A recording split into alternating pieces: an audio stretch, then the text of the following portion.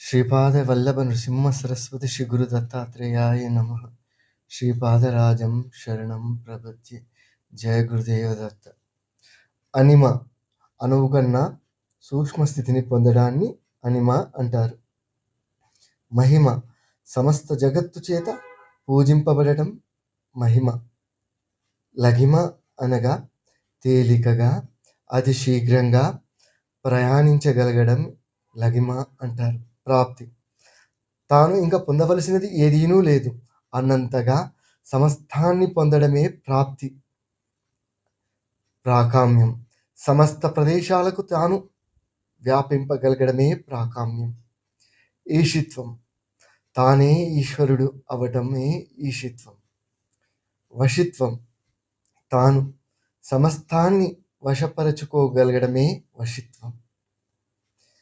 గరిమ భరం ఏది కోరుకోదగిన స్థానమో, ఏది సమస్త ఐశ్వర్యములకు నిలయమో అది ఏ గరిమావరం. వీటిని అష్టసిద్ధులు అంటారు. వీటిని విడిచిపెట్టి ముందుకు సాగగలిగితేనే నిర్వాణం లభించేది. వీటిలో దేనికి లొంగిపోయినా పతనం తప్పదు. యోగ సాధనతో ముక్తి పొందడం అంటే అపునర్భవ స్థితిని పొందడం. ఇది జనన మరణాలు లేని స్థితి.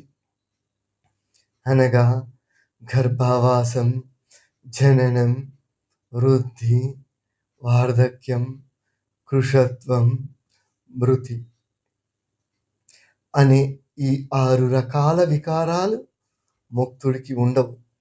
పంచభూతాల సాంగత్యంతో భేదం, క్లేశం, దాహం ఇత్యాదులు ఇతడికి ఉండవు. భోక్త కాడు, భోజ్యుడు కాడు.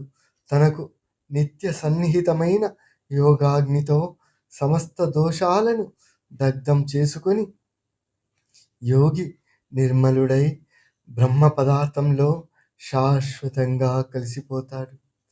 వేరే ఆలోచనే ఉండదు. నీరు నీటిలో కలిసినట్లు ఎన్నడూ ఎవ్వరూ ఎలాగూ వేరు చేయడానికి వీలు లేనట్లుగా కలిసిపోతాడు.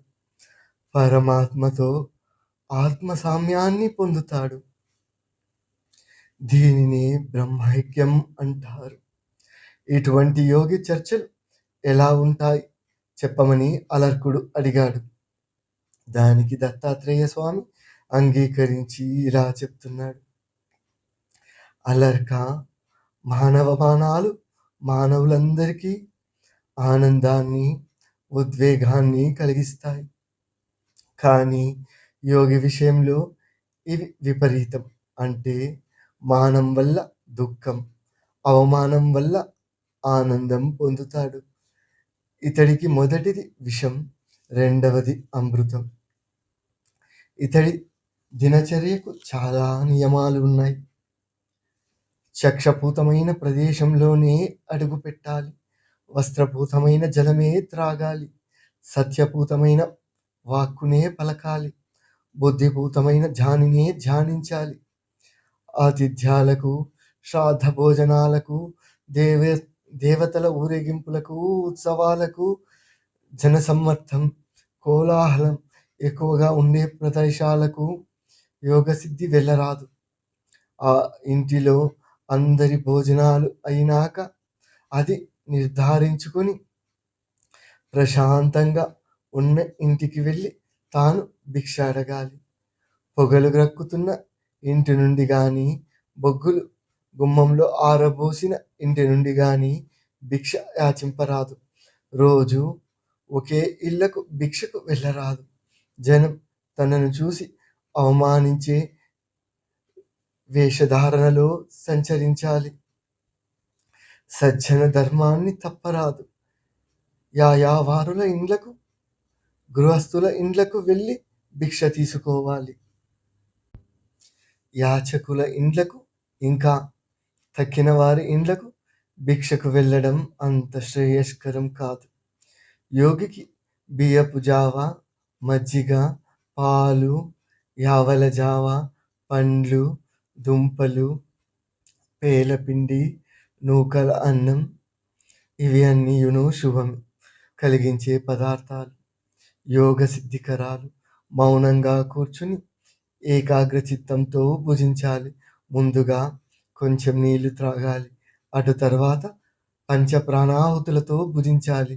అనగా ప్రాణాయ స్వాహ, అపానాయ స్వాహ, సమానాయ స్వాహ, ఉదానాయ స్వాహ, ధ్యానాయ స్వాహ అంటూ 5 మార్లు మెతుకులు గోటితో వేసుకుని ఆ తర్వాతనే భుజించాలి. చివరలో మళ్ళీ మంచినీరు పుచ్చుకొని ఆచమించాలి. చేతులు, కాళ్ళను కడుక్కోవాలి. ఒకసారి హృదయంపై చేయి వేసి స్పృశించాలి. అచౌర్యం, బ్రహ్మచర్యం, త్యాగం, హలోభం, అహింస అనేవి 5 యోగి ఆచరించవలసిన వ్రతాలు. అక్రోధం, గురు శుశ్రూష, శౌచం, మిత ఆహారం, నిత్య స్వాధ్యాయం అనేవి 5ను నిత్యం పాటించవలసిన నియమాలు. లోకంలో జ్ఞానాలు, విజ్ఞానాలు అనేకం ఉన్నాయి. వాటిని అన్నింటినీ కబళించి వేయాలనే అత్యాశ పనికిరాదు. సారవంతం, శక్తి సాధనము, ముక్తి సాధనము అయిన జ్ఞానాన్ని మాత్రమే ఉపాసించాలి. లేకపోతే ఎన్ని జన్మలకైనా అది తెమలదు. ప్రధానమైన యోగోపాసన సాగదు.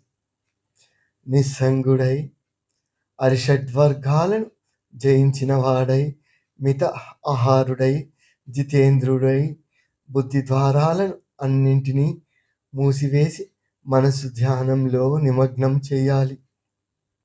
శూన్య ప్రదేశాలలో, గుహలలో, వనాలలో ధ్యానం నిర్విఘ్నంగా సాగుతుంది. సమాధి స్థితి కుదురుతుంది. వాగ్దండం, కర్మదండం, మనోదండం అనే 3 దండాలను నియమంగా ధరించే యతిని త్రిదండి అంటారు. ఓ అలర్క, జగత్తు అంతా ఆత్మమయంగా కనిపించే యోగికి ప్రియాప్రియాలు ఉంటాయా? రాగద్వేషాలు ఉంటాయా? మిత్రులని, శత్రువులని ఉంటాయా? అతడి బుద్ధికి బంగారపు ముద్ద అయినా, మట్టిగడ్డ అయినా ఒకటే. యోగీశ్వరుడు శాశ్వతము, అవ్యయము అయిన పరాత్పర స్థానం చేరుకొని పుట్టుక లేని స్థితిని పొందుతాడు. వేదాధ్యయనం వల్ల యజ్ఞక్రియా ప్రాప్తి, దానివల్ల జాప్యం, జాప్యం వల్ల జ్ఞానం, జ్ఞానం వల్ల ధ్యానం, ధ్యానం వల్ల నిస్సంగత్వం, దానివల్ల నిరతిశయం, నిత్యానంద స్థితిని లభిస్తాయి. సమాహిత చిత్తుడు బ్రహ్మమయుడు, ప్రసన్నుడు, రుచి, ఏకాంత ప్రియుడు, జితేంద్రియుడు అయిన మహామతి యోగ విద్యను ఉపాసిస్తే విముక్తి పొందుతాడు అనడంలో ఏ సందేహమునూ లేదు.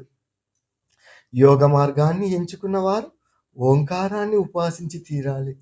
విష్ణు స్వరూపుడు, విశ్వపాద శిరోగ్రీవుడు, విశ్వేశుడు, విశ్వభావనుడు అయిన ఆ పరమాత్మను ప్రత్యక్షంగా దర్శించగలగాలి. అంటే మహాపుణ్యప్రదమైన ఓంకారాన్ని జపించాలి. ఆ ప్రణవాక్షర స్వరూపం ఏమిటో వివరిస్తాను. అకార, ఉకార, మకార కలయిక ఇది. 3 మాత్రలు. అటుపైన యోగులకు మాత్రమే ఉంది. అదే నిర్గుణమైనది. అదే అర్ధమాత్ర. గాంధార సర్వ సంశయంతో ఇది గాంధారి అవుతుంది. యోగీశ్వరుడు ధ్యానంలో కూర్చుని ఈ ప్రణవాన్ని జపిస్తే మూర్ధ భాగంలో చీమ కదిలిన స్పర్శానుభూతి కలుగుతుంది. ఓంకారోపాసన చేసే యోగి ఓంకారమయుడు అవుతాడు, అక్షరుడు అవుతాడు. ఈ ప్రణవమే ధనస్సు, ఆత్మయే బాణం, లక్ష్యమేమో పరబ్రహ్మతత్వం. ఓంకారమే త్రిమూర్తులు, ఓంకారమే త్రిలోకాలు, 3 అగ్నులు, త్రివిక్రమ పదాలు, 3 గుణాలు, ఋగ్యజు సామాలు. ఇదే దీనిలో ఆ కారం భూర్లోకం, ఉకారం భువర్లోకం, మకారం స్వర్లోకం. అలాగే అకారం వ్యక్తం, ఉకారం అవ్యక్తం, మకారం చిచ్చక్తిపై నున్న కొసరు అర్ధమాత్ర. ఇదే పరమపదం. అకారం హ్రాస్వం, ఉకారం దీర్ఘం, మకారం ఫ్లుతం, పైనున్న అర్ధమాత్ర వాగాతీతం. ఇంతటి శక్తివంతమైన ఓంకారాన్ని పరబ్రహ్మగా గుర్తించి ఉపాసించిన యోగి సంసార చక్రాన్ని వదిలి బంధనత్రయాన్ని ఛేదించుకొని పరబ్రహ్మతత్వంలో లీనమవుతున్నాడు. కర్మబంధనాలు తెంచుకోలేక అపశకునాలతో మృత్యువు నెరిగి ప్రాణం వెళ్ళే సమయంలో ఈ ప్రణవాన్ని స్మరించి భ్రష్టయోగి తిరిగి యోగిగా పునర్జన్మ పొందుతాడు. కనుక సిద్ధులు యోగులు కానీ అసిద్ధ యోగులు కానీ చివరి కాలాన్ని సూచించే అపశకునాలను అనగా అరిష్టాలు తెలుసుకోవడం చాలా అవసరం. లేకపోతే అవసాన దశమ గుర్తించలేక దెబ్బతింటారు. శ్రీపాదరాజం శరణం ప్రపంచి.